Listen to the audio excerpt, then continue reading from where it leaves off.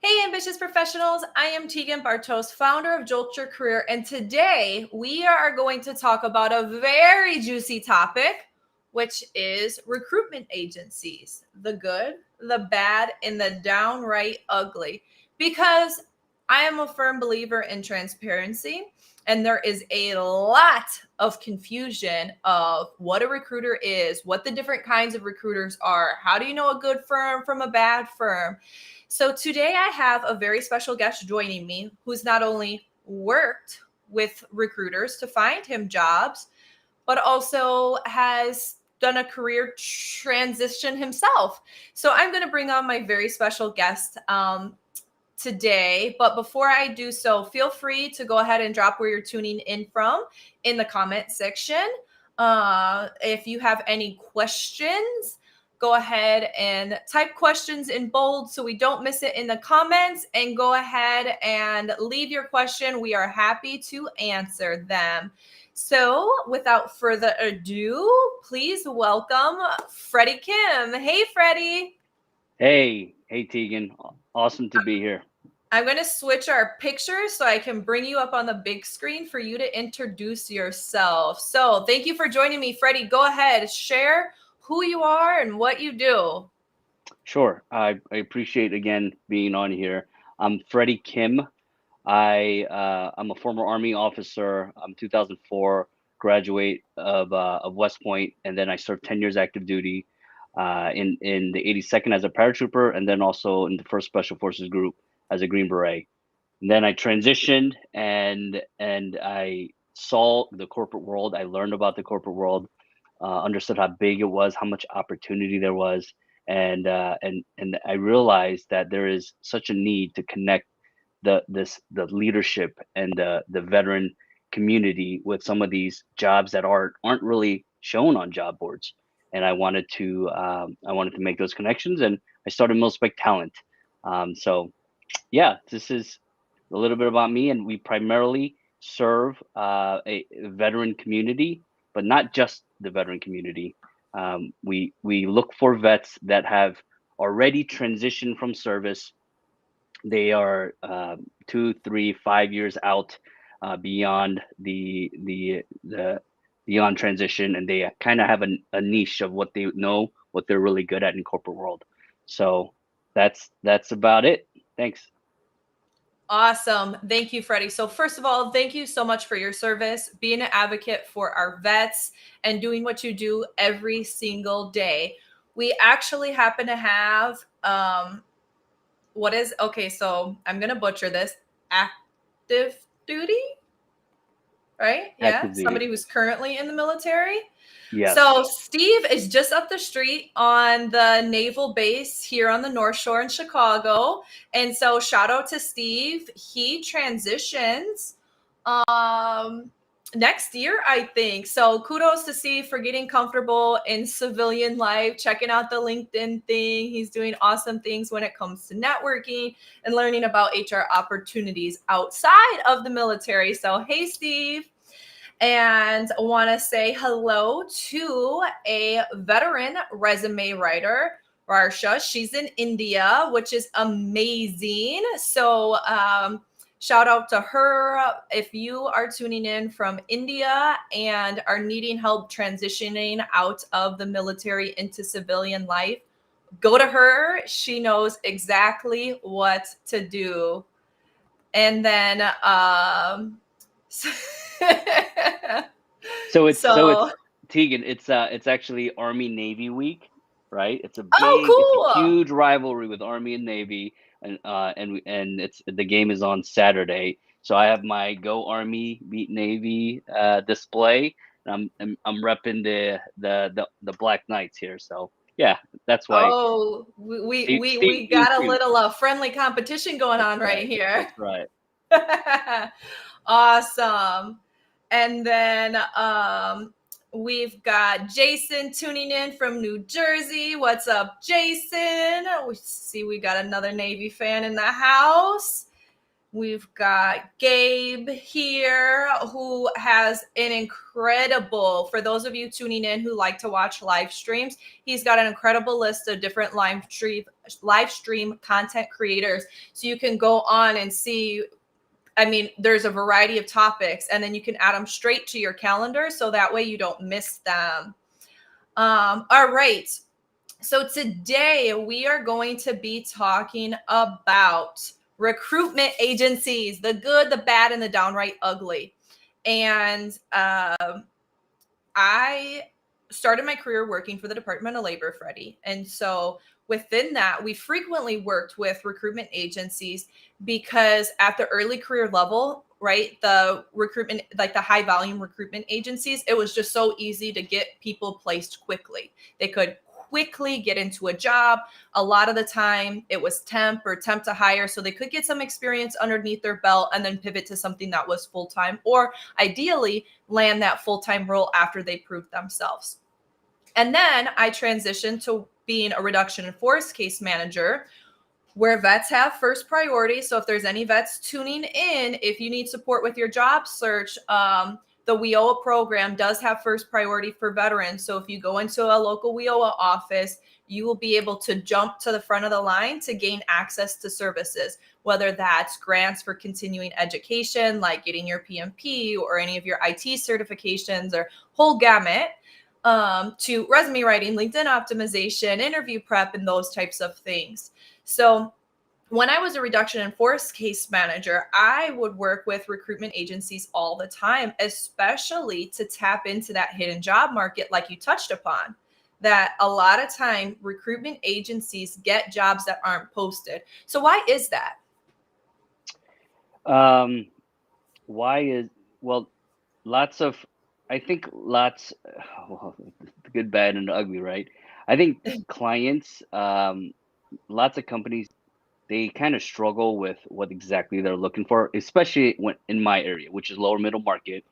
Private companies, typically smaller firms, probably below 200 million in revenue, and they're kind of tweaking it. They're not exactly sure what kind of roles they are.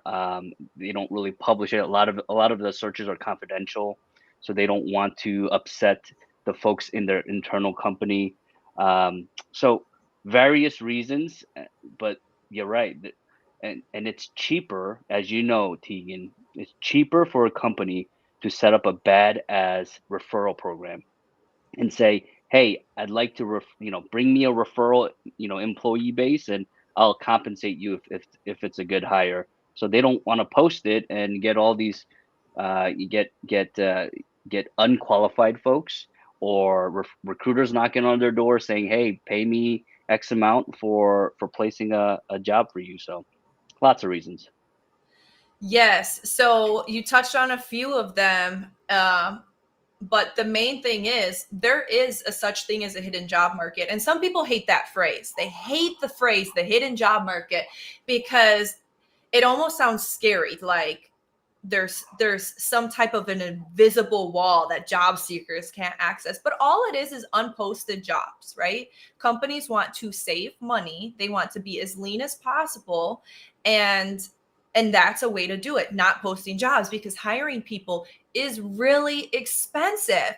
And that's one of the reasons why so many organizations work with recruitment firms, is because they're maybe they don't have a really strong HR team right now, or maybe they just don't have a TA department in smaller organizations, or in larger organizations that they might be making a really big change, like you said, that's confidential, and you can't let a CEO know they're about to be fired. So the board goes behind, the back, finds a replacement. That person leaves that day. The new person comes in, couple of days of like craziness in the media, and then it's done. All the way down through the hierarchy in traditional corporate settings. And so, And let me just add, Tegan, let me just add here that if you post a job on Indeed or ZipRecruiter or any of the job boards, and especially now, there's a ton of applicants, and there are a ton of unqualified applicants if you don't write that that job description very clearly, and hence employers, again, small and medium-sized companies, that's a headache to go through. Oh yeah. Hundreds of applicants for a a pretty easy job, or just whatever they're looking for, a commonplace job. So Yep. that's another reason that just they get flooded, and everyone just, it's so easy to apply, right? Just click click click on Indeed, or so it's they avoid that. Yeah, it's a huge headache. And so when I did work for the Department of Labor, we would frequently work with agencies to tap into that hidden job market, or to tap into um, high volume roles when it's a pretty standard job. Let's say, under six-figure job, pretty much you can be taught how to do the job. And when 1,000 people are applying, how do you become the candidate to get it? Well, one way is to work with a an agency recruiter who's going to represent you, saying, I looked through 1,000 different people. This person is ready to hire. They can start quickly and they're great. I've done all the references already. I vouch for them. I've seen the work that they can do, and you should consider them. And so that's one of the good things about working with an agency. And that's why I loved working with them when I worked for the government, so much so that I actually left, because I thought it was so empowering to actually be able to talk to decision makers and say, I know that this is the best person for the job. But then I became a recruiter and figured out that's not always the case. Hiring managers sometimes have a mind of their own and they say, no, no, no, no, I'm going to go with this person instead, or whatever. So sometimes you are going to have disappointment when working with an agency. It's not a surefire thing. But recruiters and agencies, good recruiters, do their best to vouch for you. So, Freddie, when you are presenting a candidate to one of your clients, what does that process look like? So, well, we find out. Erica, she wrote here a clear job description, but we typically start there and we say, what are you looking for? What exactly, what kind of achievements are you hoping or expecting this person to achieve in the next 6 months to a year, that kind of stuff. And we specify exactly what the role is supposed to be. And then when we vet all our candidates, we're at the top of the funnel, right? We have all of our candidates. We go through our pools. We, again, primarily veterans. We get a whole bunch of folks, and we narrow that down through our vetting process, and then we qualify our candidates. We have a quantifiable a metric how we qualify candidates in various values and categories, and then we present them to our our client so that they can interview. But let me just real quickly let me just quickly go over the space, right? The industry. What is a recruiter? Um, because there's two primary, in my mind, two primary kind of recruiters, if you will. One, internal and external, right? Internal recruiters work for the company, so they are folks that are employed by the company, and they're typically screening all of the applicants that come to them. So they post a job, they get 1,000 applicants, and they screen them, and then they say, hey, I think this is the right guy. Let's run them by the hiring manager. External recruiters or headhunters, there's various types in the veteran community. There's JMO headhunters. There's different niches in that, but typically external headhunters or recruiters are compensated by the company upon a successful placement, which is called contingency, or they're on a retainer, which is a retained search. But that's typically the landscape. And remember, if you are working as a veteran, you're working, or a job seeker, you're working with an external recruiter. They get paid essentially upon their performance. So if they place you, they get paid. So we get paid upon a successful placement. So you got to understand kind of the context of all of this. Of course, I do this. Many recruiters do this to make sure that there's a good fit. and that people are happy and people are in the right spot and the client has the perfect candidate. But some can focus on that placement piece because they have bills to pay as well. Okay, so let me break this down. Recap. Let me make sure I understand it correctly. Couple different kinds of recruiters. There's recruiters who work internally for the organization, which we're not talking about today. We're talking about agency recruiters. So there's different types of agency recruiters, but essentially they're paid from their client, and it's based on their performance. So if they fill a role, then they get paid. Right. And our client for agency recruiters are they're the companies paying us. They're not the candidates. Yep. Okay. So that's clear for everybody watching. You are not paying this recruiter. The organization is the company that you will ultimately end up working at is paying them the service for finding you. It's basically outplaced talent acquisition. Okay. So now that we've got that down, gosh, I don't even remember what the original question was. You asked about how I present candidates. Yes.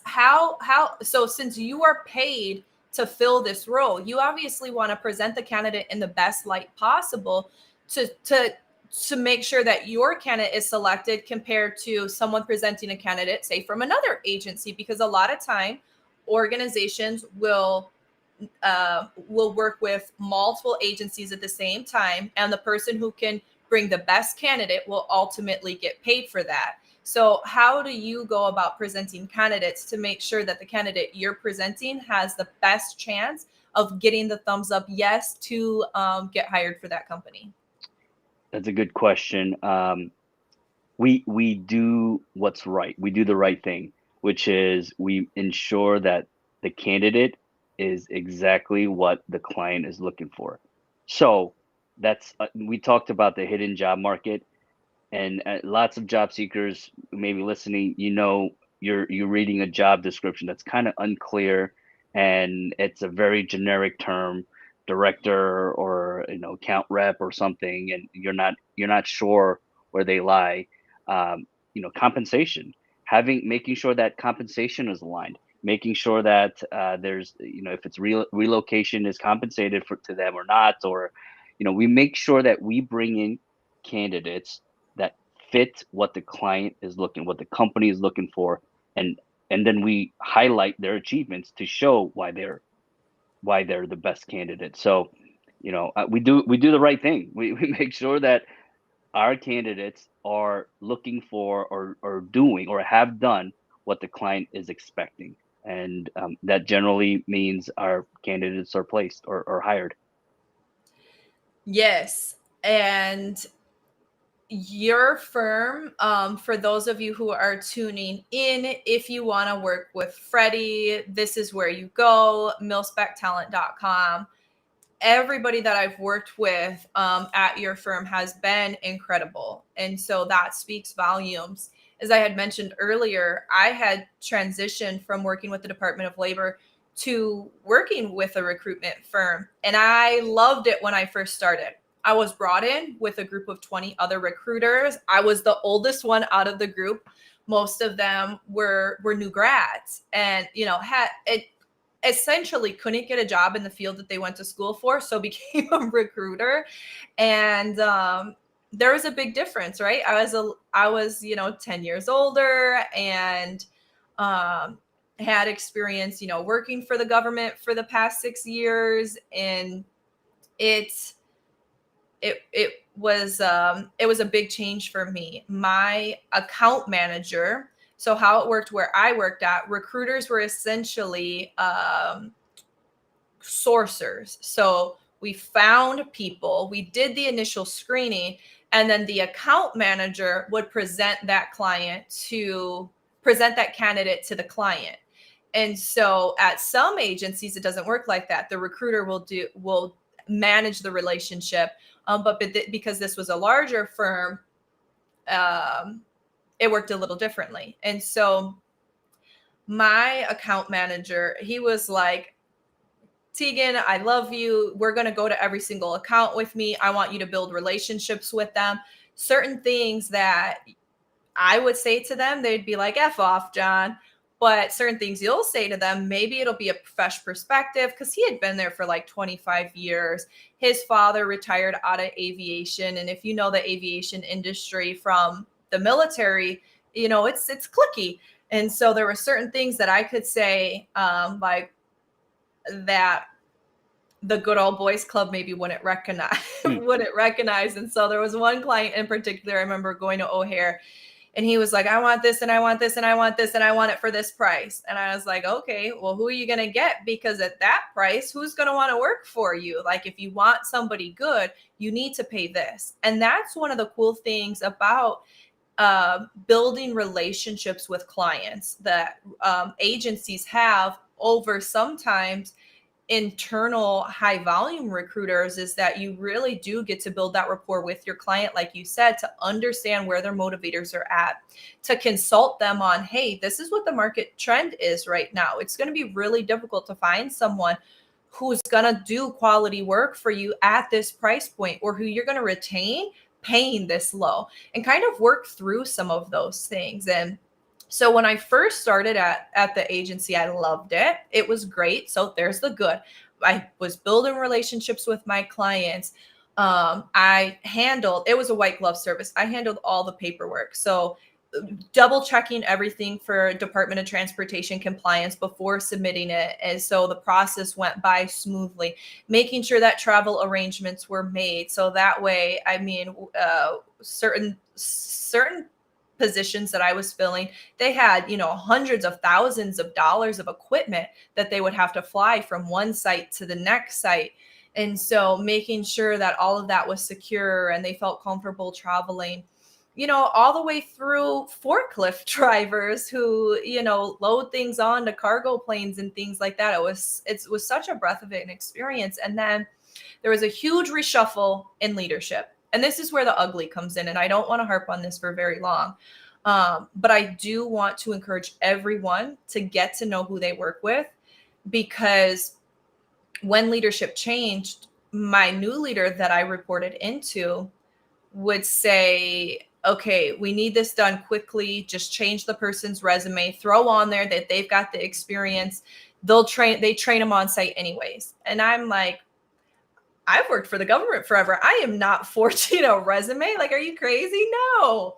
And it was frustrating because I saw other people doing it. They would get their candidates placed. There was never any issue from it until one day when somebody went converted from a temp position to a full-time position, found out that the information on their resume that was given by the agency was incorrect, and they didn't get the position because their background check came back saying that they had lied about their experience, even though they had been working there for a year and a half at that point. And it wasn't their fault. But of course, the recruiter wasn't going to own up to doing it. And so that can be the ugly. The ugly can also be some of these high volume agencies, to get someone in quickly and cheaply, will do, you know, rather biased practices. And so when you are working with an organization, I really recommend that you vet them. If you feel like they're rushing you, if you feel like they're not trying to get to know you, if you feel like they're not building rapport with you or listening to what your motivators are and priorities are, don't work with them. You are not that desperate enough that you need to compromise your integrity to work with someone that doesn't have integrity. So that's the ugly for me. Freddie, what's the ugly for you? You know, I got into recruiting, Tegan, because when I transitioned, I ran a few businesses. I'm currently a business owner now, and it's very hard to recruit, especially as vets. We don't know how to recruit as veterans. And when I first got out the military 8 years ago, I was at a company and I was trying to hire, and I just didn't know how to do it. So I wanted to figure that out, right? I wanted to figure that out. And as you mentioned, it should be straightforward, but it's very complex. It's a very complex industry because you're dealing with people and you're making deals happen. You're making these matches happen all the time. So some of the ugliness that I seen in recruiting It's more or less what you said. If a recruiting firm is motivated by placements and just get invoicing the candidate or the client, they will the company they will rush through things, right? And they rush through things. They become very transactional, so they treat candidates like crap. They don't get to know you. If they don't get to know you, that means they're not vetting you enough to see if there's a good fit with the organization. I mean, my clients, I deal with the hiring managers who are the CEOs or the presidents or the chief people officers, and those guys make typically the decisions, the final say. So we know exactly what they're looking for, and we can source and then screen and vet each candidate application to fit those requirements. But if it's just a junior sourcer or somebody who doesn't really know, who they throw you here, figure it out type thing, and they don't know the industry, they don't know the finance industry versus the manufacturing industry versus healthcare, then it may be very too quick, and they may reject you prior to even you as a candidate showing your value proposition as a great candidate. So yeah, so that's I think what you said is spot on, where you need to kind of understand the context. If you're talking to a recruiter, it's fair to ask them, do you work for the company, or are you a third party, or agency? That's that sort of deal. Are you a contingency recruiter or a retained recruiter? Because there are nuances to how people hire in those positions as well. Yes, I love that feedback. Okay, so now that we've talked about the ugly, we got the ugly out of the way. There's the bad. And I feel like a lot of the bad that happens in recruitment, it's it's because at the end of the day, recruiters are people.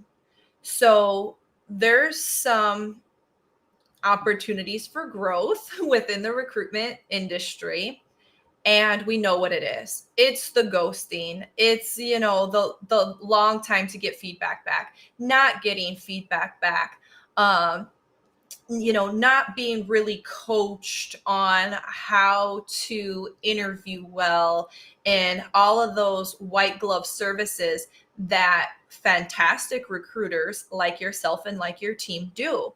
And so, I mean, sometimes it's because, the recruiter itself just doesn't know any better. Sometimes it's just because they don't care. Sometimes it's because that's the type of company that they work for. They have to do what they have to do.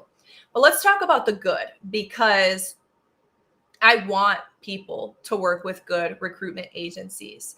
My executive clients, my C-suite leaders, working with an executive search firm is going to keep your search confidential.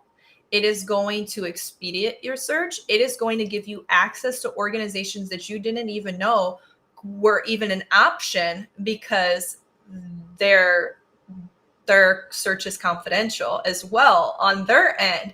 And so I think it's a fantastic opportunity at the executive level. Getting into smaller organizations like you specialize in is fantastic as well, because otherwise these positions aren't going to rank high on Indeed searches, may not use LinkedIn because it's so expensive. So this is your opportunity to find out about positions that aren't necessarily there. And a huge benefit, Freddie, what I love that you do with your clients. So a little bit of backstory here for those of you tuning in. I've worked with a couple of clients of Freddie's. He said, Tegan, I really believe in this veteran. They just need a little bit of polishing.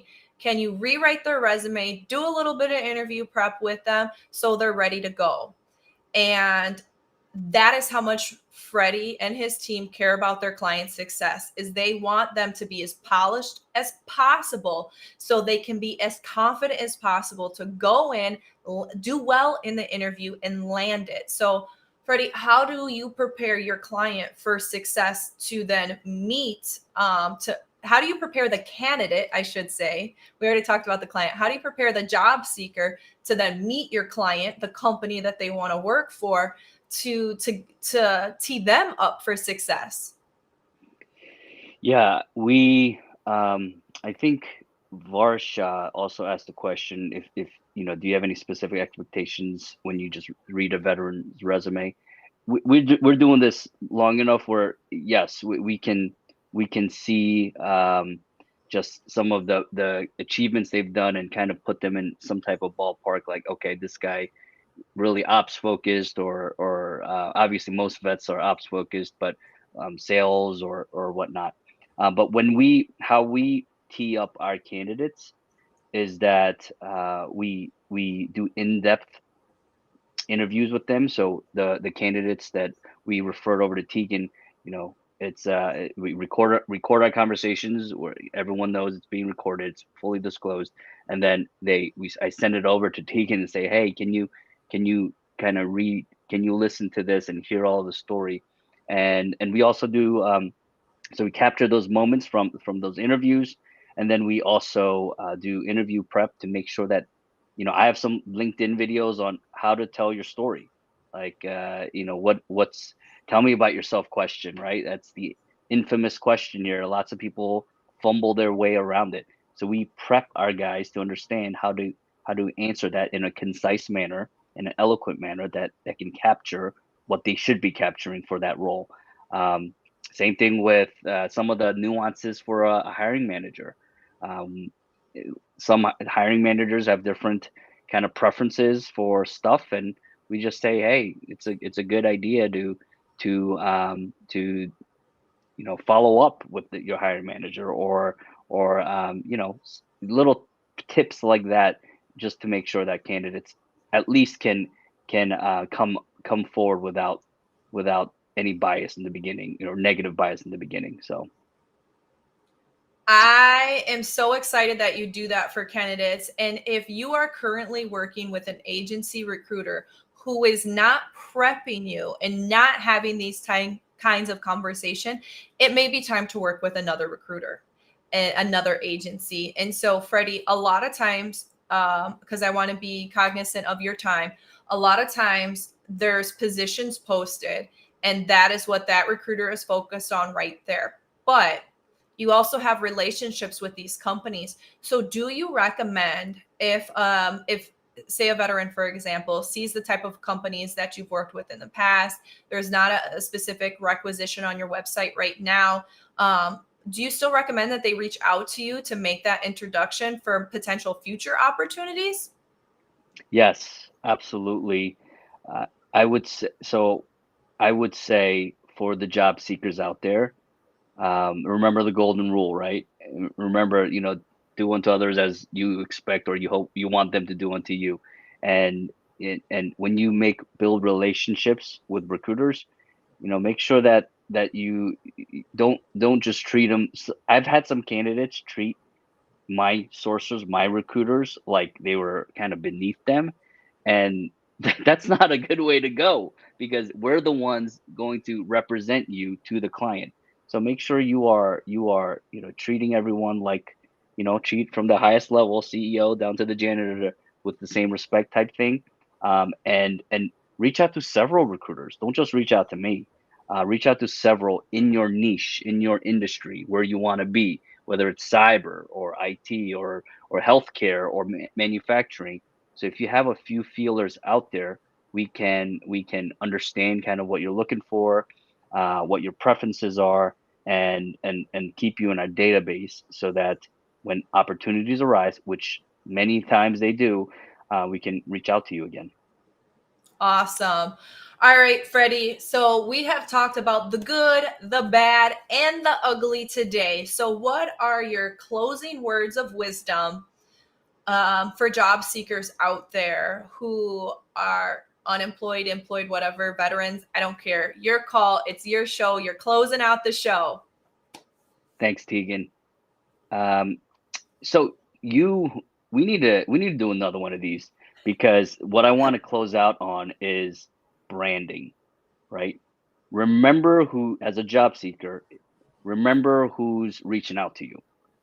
If you're actively applying, that's fine. Your people are the sources are gonna read your resume. They may jump to your LinkedIn page.